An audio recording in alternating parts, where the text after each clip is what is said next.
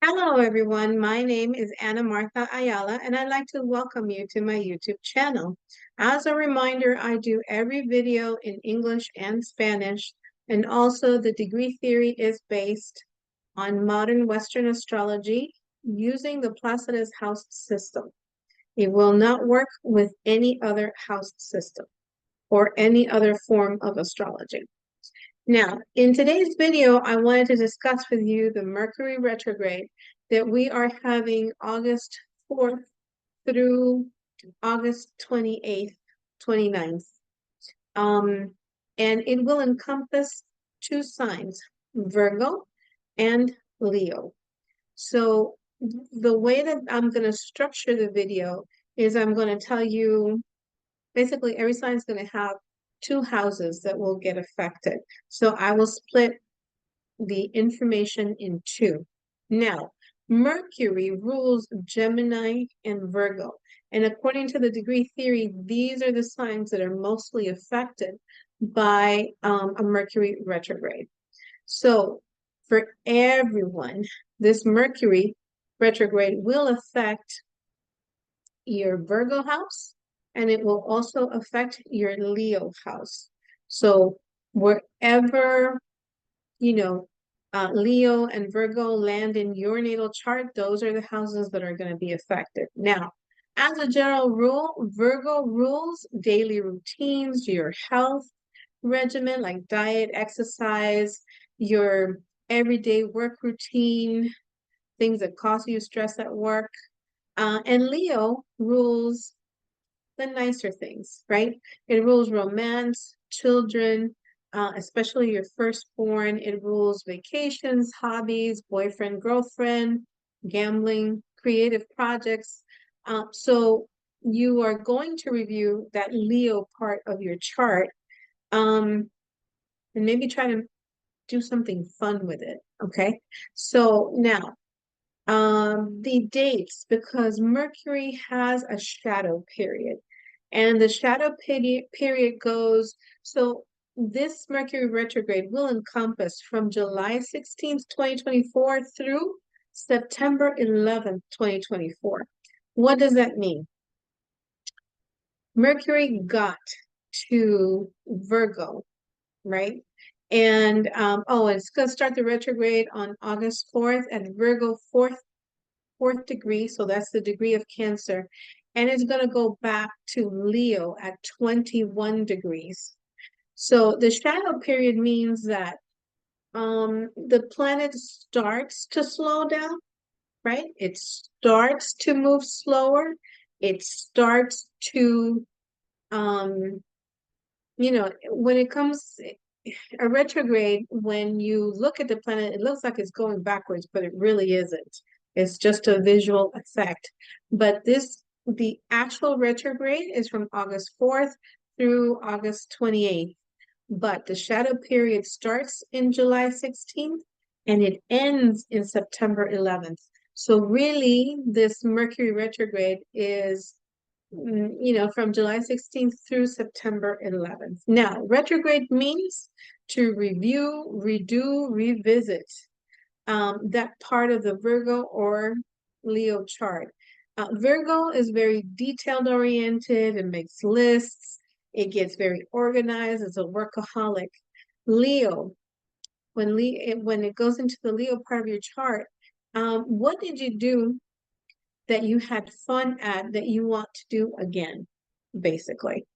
Now, also Mercury retrograde means everything with your electronics can start to break down because this retrograde encompasses the whole month of August, and it has that August 19th in the middle, and it has that full moon that squares Uranus. So I am telling everybody to back up your data. Back it up just as a caution. You don't want to lose important information that you may have on your computer. Back up your files, no major expensive purchases. And if you have to, because let's say your computer breaks down, make sure that you get like an extended warranty, right?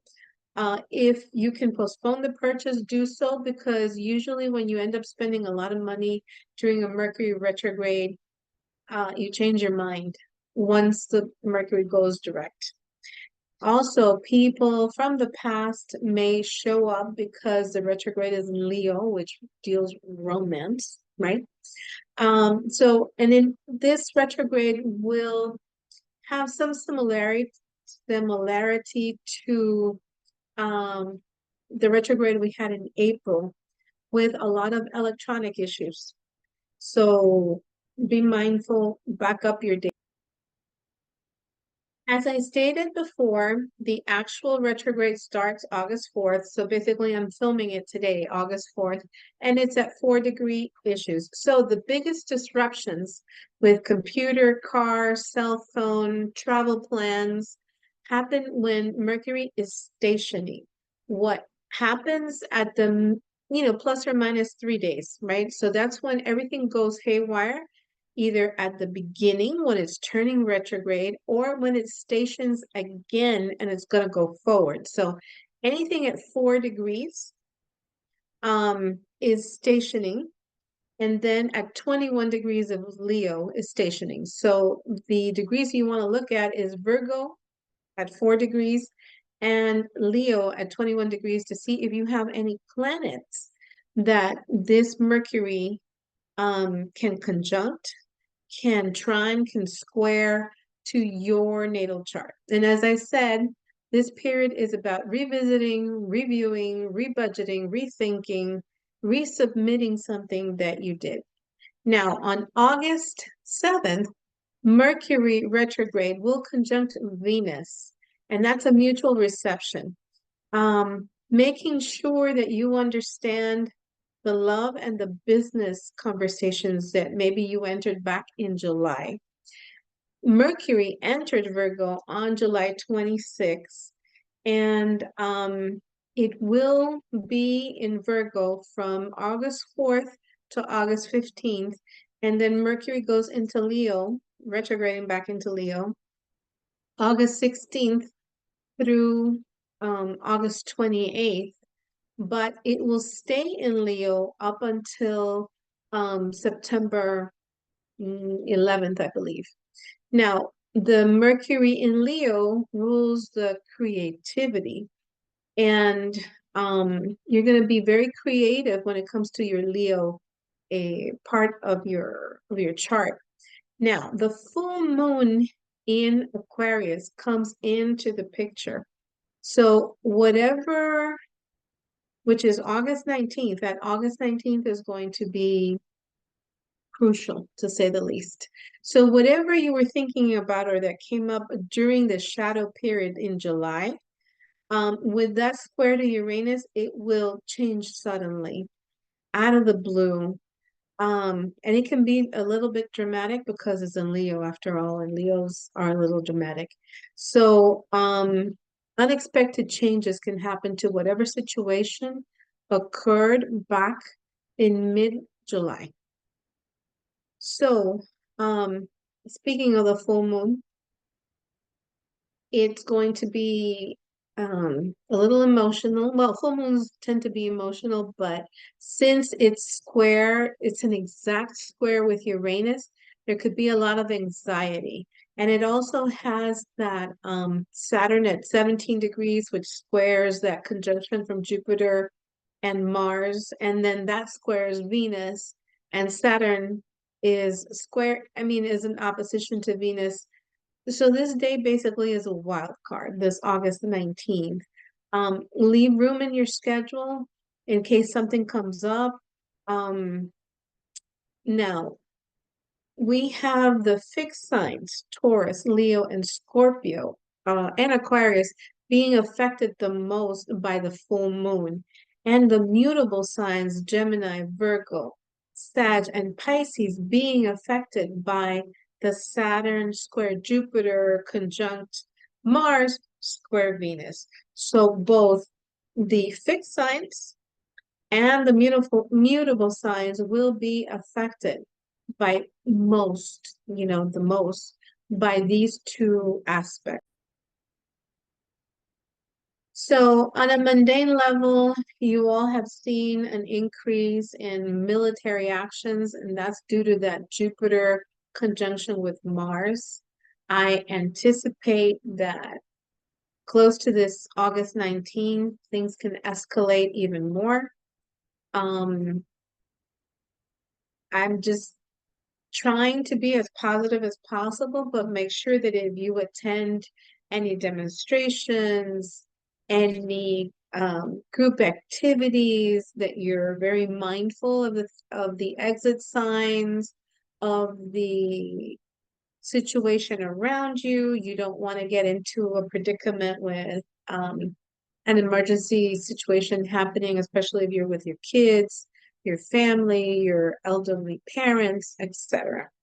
So anyway, now for the Mercury retrograde, I will go through all the 12 signs. So here we go. And like I said, it will be divided in two parts for each sign. So for Aries, the Virgo retrograde, Mercury in your sixth house. This deals with health routines, diet, exercise. You're going to be reviewing all of that and maybe making changes to the way you eat, the way you exercise, also your work routine, any communications with coworkers, rewrite emails. Make sure that the message that you want to communicate is what you send out. Now, the second part of the retrograde happens in your fifth house, in Leo. So romance, fun, having fun, hobbies, kids, vacation plans. You know, kids can interrupt your plans, just so you know. Discussions with your boyfriend or your girlfriend, or maybe your ex will come back to discuss and resolve something that happened back in July. Maybe you guys broke up and, you know, they want to make amends or something like that. So you're one of the signs that your ex can come back and try to patch things up. That decision is yours. But if you do make a decision, make it after Mercury goes direct. Just a word of advice. Taurus, the Virgo part of the Mercury retrograde happens in your fifth house, and this is a trine. So it's nice for romance, for hobbies, for vacations, to reconnect with an ex.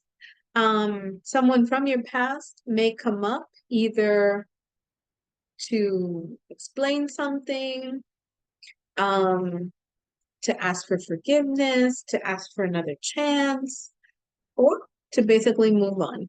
Now, again, the decisions that you make, I would suggest that you wait until Mercury goes direct, so that way you can revisit, re-examine what they did or what they didn't do. Or maybe you want to go vacation at a place that you had fun and now you want to go back again. So that would be a good idea. Now, Leo part of the Mercury retrograde happens in your fourth house. So this relates to family, to your parents. The communication has been difficult, but now you're looking to resolve issues that came up. So this can relate to the 10th house as well, because, you know, it's that fourth and 10th house axis. And wait a second, because my kitty cat wants to go. Okay, as I was saying, so this is opposite your 10th house. So because it's opposite, be careful with any discussions with your supervisor, your boss, any issues that come up or came up in July will be revisited again. Now, Gemini, the first part of this Mercury retrograde happens in your fourth house. And Mercury is your ruler. So this can be a period of instead of spring cleaning, summer cleaning, your physical home, redecorating, reconnecting with family. So this happens from August 4th to August 14th. And then the Leo portion of the Mercury retrograde is in your third house. So it's all about communication with your extended family, your cousins, your aunts, your neighbors, your siblings. You may want to reconnect with one of your siblings. You may want to rewrite a blog, redo your website. And you're one of the people that should be backing up your data because it's in the third house. So I highly suggest you do that. Now, Cancer, the first portion of the Mercury retrograde happens in your third house. So revisit conversations and maybe reconcile differences with your extended family, your cousins, your aunts, uncles, siblings, your neighbors. You're another sign that should back up your data. And you might want to check your car as well. That the same thing for Gemini. You might want to make sure that your car is working properly. Now, the second part of the Mercury retrograde happens in your second house. So you can have an unexpected expense or unexpected money coming in. Let's hope it's the second part that unexpected money comes in. Because maybe you get a little side job. You need to revisit your budget because it's second house. Don't lend any money during this time. Try not to spend because Leo likes expensive stuff. So try not to spend a lot of money. Um, Anything, also what you eat. Stay away from expensive restaurants because Leo likes expensive restaurants. So you might be relooking again at your assets, the money that you make, what you save, and your budget. Now, for Leo, the first part of the retrograde happens in your second house. So you need to review what you earn, what you spend, what you save, what your budget is. Any big purchases you need to postpone. And like I said, if you need to make a purchase, like because your computer dies, get an extended warranty. If you have to repair your car, make sure that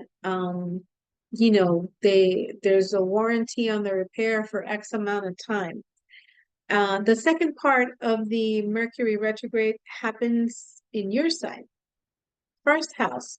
So this can relate to conversations that you had with a long-term relationship with your spouse, your boss, a longtime friends that you need to go back and clear the air because for Leo, it happens in the first house, so it's opposite the seventh and it squares the 10th and the 4th. So Leo, you got your hands full. Again, conversations with your spouse, your boss, your family. If something didn't go right in July, then you can go back and clear it up and like readdress the situation. Virgo, the first part of the retrograde happens in your first house, in you. So same thing that I just said to Leo about the first house, conversations that you had with your spouse, with your boss, with long-term friends, again, family and your supervisor, go back and clear the air.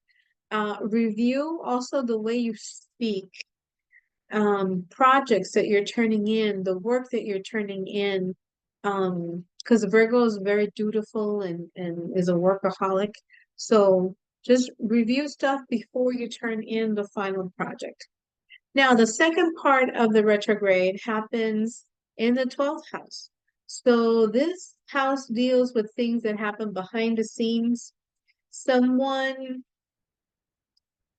maybe that you said about someone, or someone confided in you and you spread the word around, may come back to haunt you. So good luck with that. It may be a little bit dramatic because it's Leo, but it's 12th house, so there's maybe a secret or something happening behind the scenes that will come up now. Libra. For Libra, the first part of the Mercury retrograde happens in your 12th house. So for you, you need to take a mental break. You need to meditate, to journal, to relax, to spend some time alone and collect your thoughts. The second part happens when Mercury goes retrograde in Leo, it goes into your 11th house. So you can revisit old friends, old social connections, catch up with communication with your friends. Did something happen back in July that maybe you need to clarify or clear the air, and make sure that you didn't offend your friend? Okay, that's what needs to be done. For Scorpio, the first part of the retrograde happens in your 11th house. So it's a nice time to communicate with old friends, people in your social circle. You may need to revisit something that was said that can be expanded now. Um, the second part of the retrograde happens in your 10th house. So this could be a little challenging because it's your boss and your coworkers and your business colleagues, the people that you work with. So my advice to you, keep a low profile, be Casper, be invisible. Don't challenge what anybody says. Just be mindful that this for you can be a challenging time at work. Okay. Now, Sag, the first part of the retrograde happens in your 10th house. So something you did at work, maybe a newsletter, marketing plan, um, an email, some kind of written communication, maybe catches your boss's eye, and you might get brownie points with your supervisor. So for Sag, it's an easy aspect, right? Now, for Sag, the second part of the retrograde happens in the 9th house. So you revisit some place where you traveled, right? 9th house, long distance travel. Maybe your travel plans change or something in school changes. Maybe you change majors, or maybe there's a class that gets canceled at the university and you need to re-register for another one. For Capricorn, the first part of the retrograde happens in your 9th house. And again, this is a favorable aspect for Capricorn because you review your philosophy of life, your belief system. You can receive communication maybe from a professor, from other students that you were studying with in a class at the university, or from a foreigner, or for maybe a foreign company that you applied to for an internship or something like that, or maybe a study abroad. Um, or you can go on a long distance travel, although I wouldn't advise it during the Mercury retrograde. Now, for the second part of the Mercury retrograde, this happens in your 8th house.